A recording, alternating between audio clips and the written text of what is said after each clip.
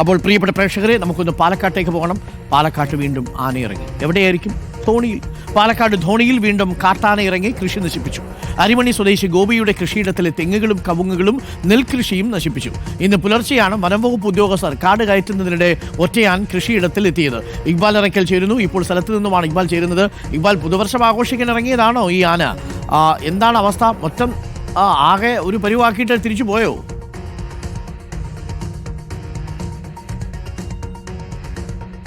അരുൺ, ഇന്ന് പുലർച്ചെ 4 മണിയോടുകൂടിയാണ് ഈ അരിമണി മേഖലയിലേക്ക് ഈ ഒറ്റയാൻ എത്തുന്നത്. അരിമണി സ്വദേശി ഗോപിയുടെ കൃഷിയിടത്തിലേക്കാണ് ആന എത്തിയത്. ഈ കൃഷിയിടത്തിലേക്ക് എത്തുകയും ഇപ്പോൾ ദൃശ്യങ്ങളിൽ കാണുന്ന ഈ തെങ്ങ് ഉൾപ്പെടെ നിരവധി മരങ്ങൾ ആന നശിപ്പിക്കുകയായിരുന്നു. കവുങ്ങുകൾ ഉണ്ടായിരുന്നു ഈ കൃഷിയിടത്തിൽ. ആ കവുങ്ങുകൾ നശിപ്പിച്ചിട്ടുണ്ട്, തെങ്ങ് നശിപ്പിച്ചിട്ടുണ്ട്. അതിനോടൊപ്പം തന്നെ തൊട്ടപ്പുറത്തുള്ള നെൽകൃഷിയും നശിപ്പിച്ചതിന് ശേഷമാണ് ആന പോവുകയും ചെയ്തത്. മുണ്ടൂർ കോർമ മേഖലയിൽ ഇന്നലെ രാത്രിയോടുകൂടി ഒരു ഒറ്റയാൻ ഇറങ്ങിയുള്ള വിവരം വനവകുപ്പ് ഉദ്യോഗസ്ഥർക്ക് ലഭിച്ചിരുന്നു. ഈ ആനയെ വനവകുപ്പ് ഉദ്യോഗസ്ഥരെത്തി പടക്കം പൊട്ടിച്ച് ഓടിക്കുന്നതിനിടയിലാണ് ഈ ആന കൃഷിയിടത്തിലേക്ക് എത്തിയെന്നാണ് ഇപ്പോൾ നാട്ടുകാർ പറയുന്നത്. ഇപ്പോൾ ഈ അരിമണി സ്വദേശിയായിട്ടുള്ള ഗോപി തന്നെ നമ്മളോടൊപ്പം ചേരുന്നുണ്ട്. അദ്ദേഹത്തിന്റെ കൃഷിയിടമാണ് ആന നശിപ്പിക്കുകയും ചെയ്തത്. ഒരു 4 മണിയോട് കൂടിയാണ് ആന നായ കുറച്ചുണ്ടായിരുന്നു. അപ്പോഴാണ് പക്ഷെ നമ്മളിങ്ങോട്ട് നോക്കാൻ പറ്റില്ല നമുക്ക് വന്നിട്ട്. അങ്ങനെയാണ് ഞാൻ രാവിലെ വന്ന് നോക്കിയപ്പോൾ വെട്ടാൻ ഇറങ്ങിയപ്പോഴാണ് ഈ സംഭവം കംപ്ലീറ്റും നശിപ്പിച്ചിരിക്കണം. റബ്ബർ വെട്ടാൻ വേണ്ടി വന്നു. അതെ റബ്ബർ വെട്ടാൻ വേണ്ടി വന്നപ്പോൾ ഇതിപ്പോൾ ഇങ്ങനെയാകുമ്പോൾ ഞങ്ങൾക്ക് ബുദ്ധിമുട്ടല്ല. ഒരു കൃഷി ഇട്ടെടുക്കാൻ പറ്റുന്നില്ല. നഷ്ടത്തിലാണ് സംഭവം പോകുന്നത്. അപ്പോൾ എന്താ വെച്ചാൽ അത് വനംവകുപ്പ് ആന വരുന്നുണ്ട്.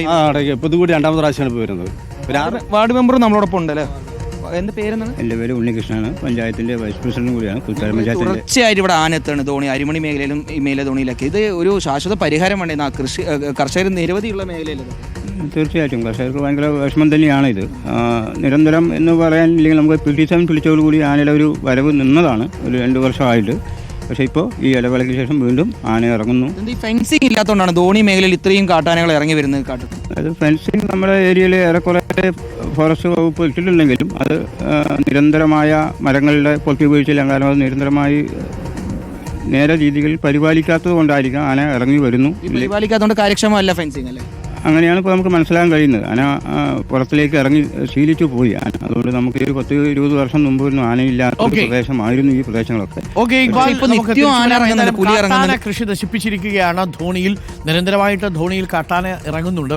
കോതമംഗലത്തെ പോലല്ല. ഇവിടെ വനംവകുപ്പരെ വിളിച്ച് അവർ വന്ന് പാട്ടകുട്ടിയും പടക്കം പൊട്ടിച്ചും ഒക്കെ കയറ്റിവിടാൻ ശ്രമിക്കുകയെങ്കിലും ചെയ്യും എന്നുള്ളതാണ് ഏക ആശ്വാസം. പക്ഷേ ആളുകൾ ഭീതിയിലാണ്.